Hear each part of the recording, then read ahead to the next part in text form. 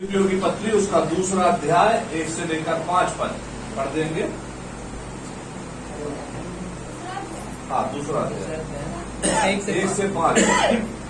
अतः यदि मसीह में कुछ शांति और प्रेम सिद्धांत और आत्मा की सहभागिता और कुछ करुणा और दया है, तो मेरा यह आनंद पूरा करो कि एक मन रहो और एक ही प्रेम, एक ही चित्त और एक ही मनसा रखो।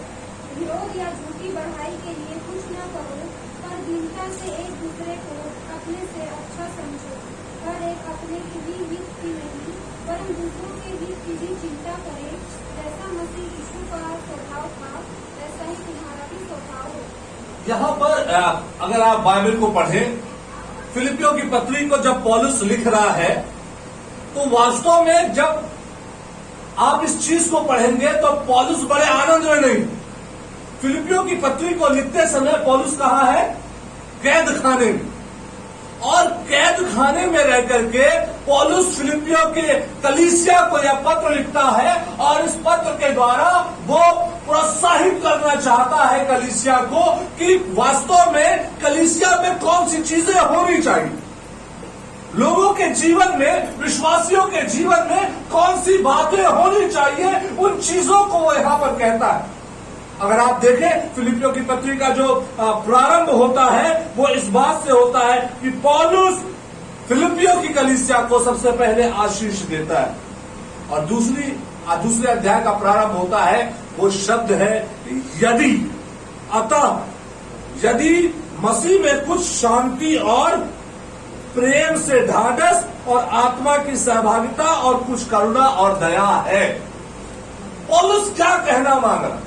पौलुस कह रहा है यदि मसीह में कुछ शांति। आप सोचिए कि मसीह में क्या है, कौन सी चीजें मसीह में आपको मिली है। दो बातें हो सकती है, या तो मैं मसीह में हूं या तो मैं मसीह में नहीं। मसीह में हूं तो मेरे पास क्या है? यदि मसीह में है तो शांति है, प्रेम है, करुणा है, ढाढ़स है, आत्मा की सहभागिता है और दया है। और जो लोग मसीह में नहीं है, वहां पर क्या मिलेगा आपको? वहां पर आपको प्रेम नहीं मिलेगा, वहां आपको क्या मिलेगा? झगड़ा मिलेगा। जो लोग मसीह में नहीं है वो क्या करेंगे? झगड़ा करेंगे। जो मसीह में नहीं है वो धीरज नहीं रख सकते, ढाढ़स नहीं रख सकते। वो हमेशा जो है शॉर्ट टेम्पर्ड होंगे, बहुत जल्दी गुस्सा आएगा, बहुत जल्दी झगड़ा करना मांगेंगे, बहुत जल्दी मारपीटी करना मांगेंगे, क्योंकि ढाढ़स की आत्मा उनमें नहीं है। जो मसीह में नहीं है उनमें सहभागिता की आत्मा नहीं है कि एक दूसरे के साथ मसीही सहभागिता करें, वो चीजें नहीं होती। जो मसीह में नहीं होते वो सोचते जो काम मैं अकेला कर सकता हूं उसमें मुझे किसी की आवश्यकता नहीं, मैं अकेला सब कुछ हूं, जो किया है मैंने किया, ये कमाया है मैंने कमाया, ये बनाया है मैंने बनाया। पर मसीह के लोग क्या कहते हैं? सब कुछ हमें परमेश्वर के द्वारा मिला है, आपसी सहभागिता वो बना करके रखते हैं। उसके बाद लिखा है जो मसीह में है उनमें क्या मिलेगी आपको? करुणा और दया। और जो मसीह में नहीं है, करुणा और दया का अभाव उनके जीवन में रहेगा। तो आज जो प्रश्न है वो ये कि क्या हम मसीह में हैं या मसीह में नहीं। जो लोग मसीह में हैं, आप देखेंगे उनके लिए बहुत सारी चीजें कठिन भी होती। कई लोग सोचते हैं हम यीशु मसीह में आ गए तो हमारे जीवन में कोई कठिनाई नहीं होगी। वास्तव में ऐसा होता नहीं। जब हम यीशु मसीह में होते हैं तो हमें परीक्षाओं का सामना करना पड़ता है। जब यीशु मसीह में होते हैं हमें कठिनाइयों का सामना करना पड़ता है। अगर आप बाइबल में एक स्थान को पढ़ेंगे तो वहां चेलों को यीशु मसीह ने नाव में बिठाया और उनसे कहा तुम कहां चले जाओ? पार चले जाओ, तुम पार चले जाओ। चेले नहीं जाना मांग रहे थे, यीशु मसीह ने उन्हें बिठाया और उनको पार जाने के लिए बोल दिया, और यीशु मसीह कहां चला गया? प्रार्थना करने। और आप देखेंगे जब यीशु मसीह ने उनको नाव में बिठाकर उनके भेजा, रास्ते में क्या आया? उनके तूफान आया। रास्ते में तूफान आया, फिर डर गए। उनको लगने लगा हमारी नाव डूब जाएगी और हम डूबकर मर जाएंगे। वे घबरा रहे हैं, वो चिल्ला रहे हैं। यीशु मसीह जब प्रार्थना कर रहा है, दूर से उन सारी घटनाओं को देख रहा है। तो कई बार जब हम इस संसार के झील में कठिनाइयों में पड़ जाते हैं, इस संसार की झील में हमारे सामने बड़े तूफान होते हैं, अंधकार छाया होता है और हमें ऐसा लगता है कि अब हमारा जीवन इस अंधकार में समाप्त हो जाएगा। और हम सोचते हैं हमारे साथ तो यीशु भी नहीं है, क्योंकि चेले तो यही सोच रहे थे ना, यीशु ने हमको नाव पर चढ़ा के भेज दिया, यीशु हमारे साथ नहीं है और हम नाश हो जाएंगे। पर वास्तव में यीशु मसीह की नजर अभी भी चेलों पर लगी हुई है। वो तुरंत आकर के नाव को आंधी और तूफान को थमने के लिए कहता और हो जाता, पर यीशु मसीह तुरंत नहीं आया। वो तूफान, वो बिजली का चमकना, वो पानी के थपेड़े, ये सब चीजें जब वो सह रहे थे तब उनको लग रहा था कि हम कितनी कठिनाई में हैं। और जब यीशु मसीह उनके पास आया, तूफान शांत हो गया, कठिनाइयां जो थी वो समाप्त हो गई।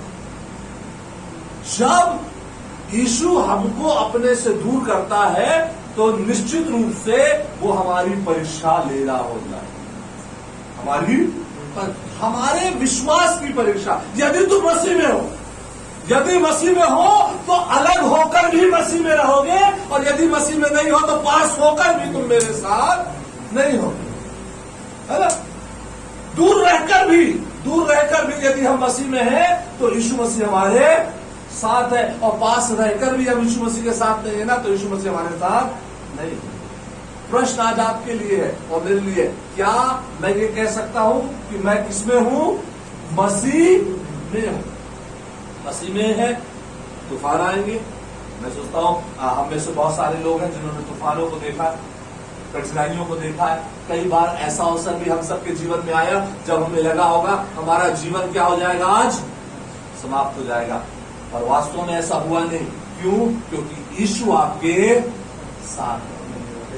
शैतान आपके मन में विचार ला रहा है, अपने आप को समाप्त कर ले, तेरा जीवन खत्म हो गया, ये नहीं है, वो नहीं है, सब कुछ खत्म हो गया, चलो ऐसा कर लेते हैं, वैसा कर लेते हैं। सुसाइड का जो आजकल आत्मा बहुत ज्यादा काम करता है लोगों के अंदर, आत्महत्या का, शैतान ऐसे ही विचारों को लाता है। पर यीशु क्या कहता है? निराश नहीं हो, मैं तेरे साथ हूं। कब तक साथ हूं? जगत के अंत तक। आज तक नहीं, कल तक नहीं, परसों नहीं, जब तक संसार का अंत ना हो तब तक मैं तेरे साथ हूं। ये कठिनाइयां जो है ये केवल तुझे सिखाने के लिए है कि जीवन में किसी बात का भरोसा नहीं करना, किसी मनुष्य का भरोसा नहीं करना, धन पर भरोसा नहीं करना, भौतिकता पर भरोसा नहीं करना, क्योंकि भौतिकता चली जाएगी, धन चला जाएगा, संपन्नता चली जाएगी, वस्तुएं चली जाएंगी। यदि कोई नहीं जाएगा तो कौन? यीशु नहीं जाएगा। यीशु हमेशा हमारे साथ रहेगा, दुख के समय में भी, पीड़ा के समय में भी, जब आप अकेले हो तब भी, और जब आप लोगों के साथ घिरे हो तब भी।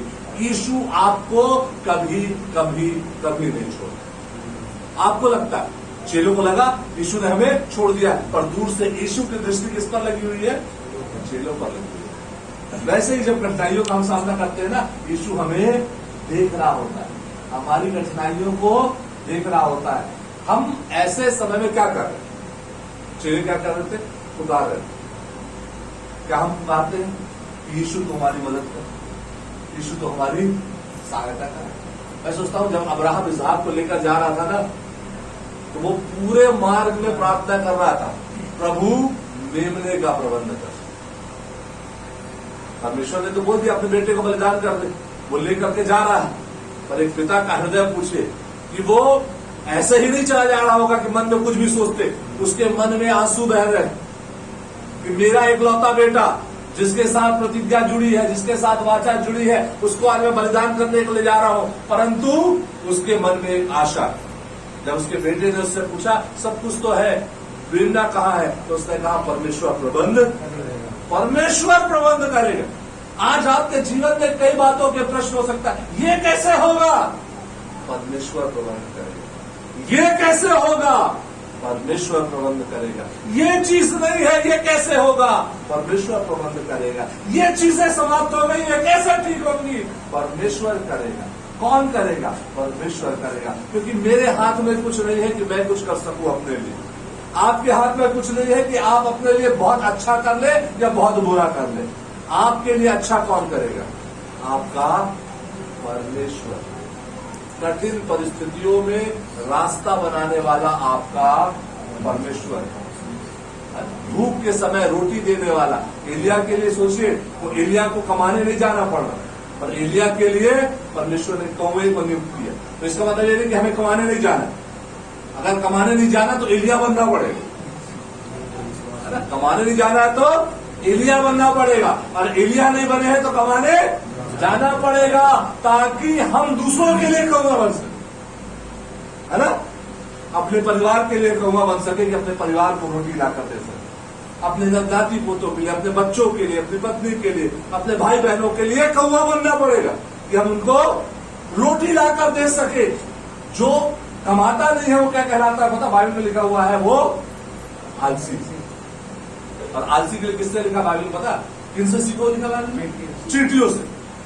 चींटी कई बार आपके पैरों के तले जाती है, आपको दिखाई भी नहीं पड़ती, और बाइबल कहती है हे आलसी किससे सीख? चींटी से सीख। कारण क्या है? प्रभु में परिश्रम करना है। अगर आप प्रभु में परिश्रम कर रहे हैं तो प्रतिफल कौन देगा? देखो, मैं हमेशा कहता हूं, आप जिसकी सेवा करेंगे खाने को भी वहीं से मिलेगा। आप नौकरी करेंगे, जो आपका एम्प्लॉयर है आपको क्या देगा? तनख्वाह देगा। आप जहां काम करेंगे, जिसकी नौकरी करेंगे, वहां से आपको तनख्वाह मिलेगी। और जो प्रभु की सेवा करेंगे उनको कहां से मिलेगा? प्रभु से मिलेगा। उनको मनुष्य थोड़ी देगा, क्योंकि वो सेवा किसकी कर रहे हैं? परमेश्वर की। तो देने का भाग किसका? परमेश्वर का। आप अपने लिए इस बात को हमेशा जान लीजिए, आपका परिश्रम का फल यदि प्रभु की ओर से है तो वो कभी भी व्यर्थ नहीं होगा, क्योंकि हमने अपना धन छेद वाली थैली में नहीं जोड़ा, हमने अपना धन स्वर्ग में जोड़ा। हालेलुया। जो लोग स्वर्ग में जोड़ते हैं उनका धन कोई नष्ट कर सकता है क्या? अभी पेपर में रोज मैं पढ़ रहा हूं, इतनी चोरी हो गई, ऑनलाइन फ्रॉड हो गया, ये हो गया, वो हो गया, बहुत सारी चीजें। आपके साथ मैं नहीं सोचता अभी तक ऐसा कुछ हो, क्योंकि जो कुछ हम परिश्रम से कमा कर लाते हैं परमेश्वर उसे आशीष देता है। मैं कई लोगों से मिलता हूं जिनकी बहुत बहुत ज्यादा तनख्वाह है, वो हमेशा कहते हैं पादरी साहब इतनी तनख्वाह है पर पैसा रुकता नहीं है, महीने के अंत में हमको उधार लेना पड़ता है। कुछ पासवान है जिनकी तनख्वाह 4,000 5,000 रुपए है, जिनको बहुत कम तनख्वाह मिलती है, बोलते हमको कोई समस्या है। कारण परमेश्वर थोड़े से को आशीष देना जानता है। परमेश्वर 5 रोटी और 2 मछली को आशीष देना जानता है। परमेश्वर को मालूम है कितना आपके लिए पर्याप्त है, और यदि उससे कम है परमेश्वर उसको बढ़ाना जानता है। उस महिला के पास केवल इतना आटा है कि एक टाइम का खा के दूसरे टाइम में अपने बेटे के साथ मर जाए, और बाइबल कहती है वो 3.5 साल तक खाती रही और उसका आटा और तेल कभी कम नहीं। कारण परमेश्वर जानता है थोड़े से को बढ़ाना, और परमेश्वर बड़े को घटाना भी जानता है। यदि मैं थोड़े में विश्वास योग्य हूं, परमेश्वर मुझको बड़े में भी विश्वास योग्य ठहराएगा, और यदि थोड़े में विश्वास योग्य नहीं हूं तो परमेश्वर मुझे बड़े में भी विश्वास योग्य नहीं जानता। मुझे जानना है मैं मसीह में हूं या मसीह में नहीं हूं। दूसरी चीज लिखी हुई है, झूठी बड़ाई के लिए कुछ भी ना करो, एक दूसरे को अपने से अच्छा जानो। क्या हम लोग करते हैं? हम लोग अक्सर देखना परिवार में एक दूसरे की कमी निकालते, वो ऐसा है, वो ऐसा है, वो ऐसा है, वो ऐसा है, वो ऐसा है, वो ऐसा है, कमी निकालते, दोष देते, वो ऐसा है, वो ऐसा करता, वो ऐसा करती, वो ऐसा करती, वो ऐसा करती। बाइबल कहते जब तक आप दोष देते रहेंगे तब तक आपके संबंध अच्छे नहीं होंगे। कैसे संबंध अच्छे होंगे? जब हम एक दूसरे की प्रशंसा करें। मान लो मेरे से कोई गड़बड़ी हो गई और असल भैया बोलते हैं नहीं पादी साहब बहुत बढ़िया, कोई दिक्कत नहीं, ठीक हो जाएगा। क्या होगा उससे? हमारे संबंध अब दोष निकालने लगे, ये कमी है, ये कमी है, ये कमी है, ये कमी है, तो हमेशा क्या होगी?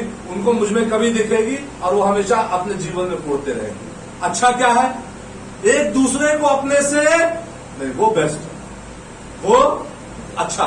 एक दूसरे को जब हम अपने से अच्छा समझने लगते हैं तब क्या होता है? लिखा है जब हम अच्छा समझते हैं तो एक दूसरे की चिंता करते हैं। कई लोग देखना स्वार्थी होते हैं, अपने हित, मेरे, मेरा, मेरा, मेरा, मेरा, मेरा, मेरा, मेरा, मेरा, मेरा, मेरा, सब कुछ मेरा।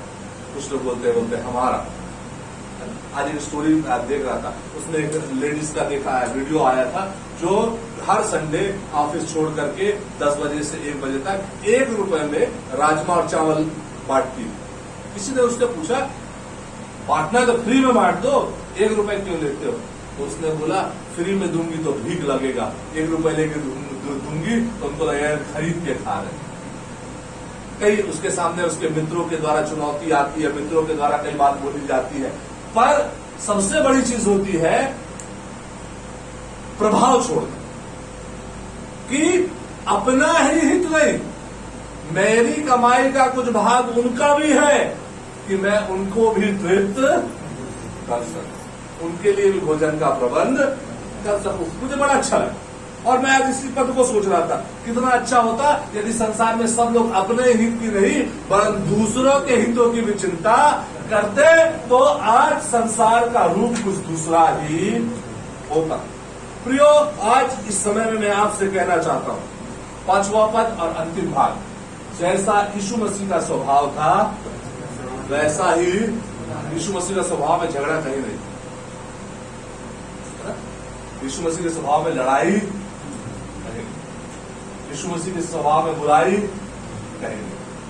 यीशु मसीह बुरा सुन के कभी किसी को बुरा नहीं बोला। यीशु मसीह किसी ने अपशब्द बोला तो उसने पलट के कभी किसी को अपशब्द नहीं बोला। यीशु मसीह को कोई गाली दिया तो यीशु मसीह ने कभी गाली पलट कर दी।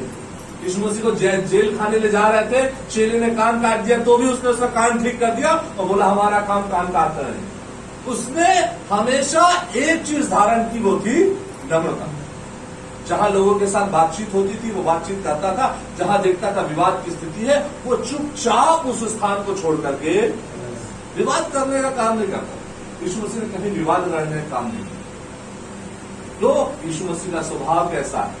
यीशु मसीह नम्र बना ताकि परमेश्वर उसको क्या बनाए? शिरोमणि बना। यीशु मसीह दीन बना कि परमेश्वर का सिंहासन उसको मिले। आज हमारे अंदर देखिए हम लोग कितनी गड़बड़ी कर रहे हैं। नम्रता है क्या? आज कितना जल्दी आपको गुस्सा आता वो देखिए, कितना जल्दी आप झगड़ा करने लगते हैं कि वो देखिए, कितना जल्दी आप अपशब्द बोलने लगते हैं वो देखिए। किसी ने कुछ बोला और फिर आज उसकी खैर।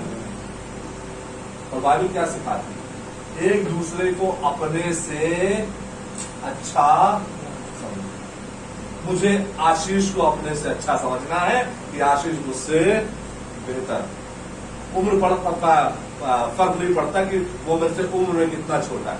और बाइबल सिखाती है भले छोटा पर मुझे अपने से उसको अच्छा समझना है। जब मैं उसको अच्छा समझूंगा परमेश्वर मुझे उससे बेहतर बनाएगा। आप एक दूसरे को प्रोत्साहित करना शुरू कीजिए। घर में हो नहीं कोई दिक्कत नहीं, यदि आज असल ये समस्या में है तो उनके कंधे पे हाथ रख कहना कोई बात नहीं भैया, समस्या चली जाएगी, चिंता करने की बात नहीं।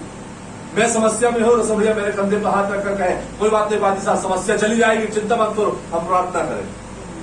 ऐसे ही एक दूसरे को हमको उठाना, यही तरीका, इसके अलावा और कोई तरीका बाइबल में नहीं दिया कि हम एक दूसरे के कमी और घटी में उसके लिए क्या करें? प्रार्थना करें, उसके लिए प्रार्थना करें, उसके कंधे पर हाथ रखकर उसको प्रोत्साहन। यदि हम मसीह में हैं तो नई सृष्टि है, पुरानी बातें क्या हो गई? बीत गई। पहले मैं जलन करता था, मैं जलन नहीं करूंगा। अब मैं क्या करूंगा? प्रेम करूंगा। पहले मैं लड़ाई करता था, अब लड़ाई नहीं करूंगा, अब ढाढ़स बांधूंगा। पहले मेरा स्वभाव कुछ और था, अब मेरा स्वभाव कुछ और होगा। यदि मैं मसीह में हूं तो सब कुछ बदलना चाहिए। मुझे नहीं मालूम कि आज परमेश्वर किससे बात कर रहा, पर परमेश्वर आज कह रहा है तुझे अपने जीवन से क्रोध की और झगड़े की आत्मा को निकालना है। तुझे अपने जीवन से क्रोध और झगड़े की आत्मा निकालना है यदि तुझे आशीष पाना है। आइए प्रियो, कुछ देर अपनी आंखों को बंद करें। परमेश्वर क्या बोल रहा है उस चीज को आप सुनने का प्रयास करें। परमेश्वर आज आपसे बोल रहा है, आज आपसे बोल रहा है जो क्रोध बहुत कर रहा है, जो जिसके कारण झगड़े हो रहे हैं। परमेश्वर आज आपसे बोल रहा है अपने क्रोध को और निकाल दे अपने जीवन से, और झगड़े की आत्मा तेरे जीवन से निकल जाएगी। आज इन 2 बातों को आपके जीवन से दूर होने की सबसे ज्यादा जरूरत है। यदि कोई आपको खराब भी बोलता है क्रोध करने की जगह नम्रता से सुन ले, परमेश्वर के पास आपके लिए बड़ा प्रतिफल है। यदि कोई आपको गुस्सा दिखा रहा है, आप उसके गुस्से को सुन ले, परमेश्वर के पास आपके लिए बड़ा प्रतिफल है। परख का जवाब देना यीशु ने नहीं सिखाया। यीशु ने सिखाया कि कोई तेरे दाएं गाल में थप्पड़ मारे तो बाया भी फेर देना। मारने की आवश्यकता नहीं है, किसी के साथ झगड़ा करने की आवश्यकता नहीं है, उसको प्रेम करने की आवश्यकता है। प्रेम से आप स्वभाव बदल सकते हैं, सामने वाले का स्वभाव प्रेम से बदल सकते हैं, प्रेम से बदल सकते हैं। आज परमेश्वर आपसे कहता, मैं तुझसे प्यार करता हूं, क्या तू मुझसे प्यार करता है? यूहन्ना, मैं तो तुझसे प्यार करता हूं, क्या तू मुझसे प्यार करता है? वो आज पूछ रहा प्रकाश गायकवाड़, मैं तो तुझसे प्यार करता हूं, क्या तू मुझसे प्यार करता है? हितेश, मैं तो तुझसे प्यार करता हूं, क्या तू मुझसे प्यार करता है? परमेश्वर का प्रश्न आपके लिए, उत्तर भी आपको देना है, मुझे मेरा उत्तर देना है। जब यीशु मुझसे कहता, अनिल कुमार मैं तुझसे प्यार करता हूं, क्या तू मुझसे प्यार करता है? क्या मैं कह सकता हूं, हाँ प्रभु मैं तुझसे प्यार करता हूं? यूहन्ना ने कहा, हाँ प्रभु मैं तुझसे सबसे बढ़कर प्यार करता हूं। क्या आप कह सकते हैं? क्या आज आप कह सकते हैं? आपके सामने चुनौती रख रहा हूं, आपके सामने प्रश्न कर रहा हूं, क्योंकि जिनके जीवन में झगड़े की आत्मा काम कर रही है, प्रभु आज केवल उससे कह रहा है, तेरे जीवन में प्रेम की आवश्यकता है। तू हमेशा दूसरों में कमी देखता है या देखती है, प्रभु तुझसे कह रहा है, तू अब प्रेम करना शुरू कर, परिस्थितियां बदलने वाली है। परमेश्वर परिस्थितियों को बदलने जा रहा है। आइए हम प्रार्थना करेंगे। रसल भैया से निवेदन करेंगे, हमारे लिए प्रार्थना करेंगे और इसके बाद प्रभु की प्रार्थना और आशीष से विदा करेंगे।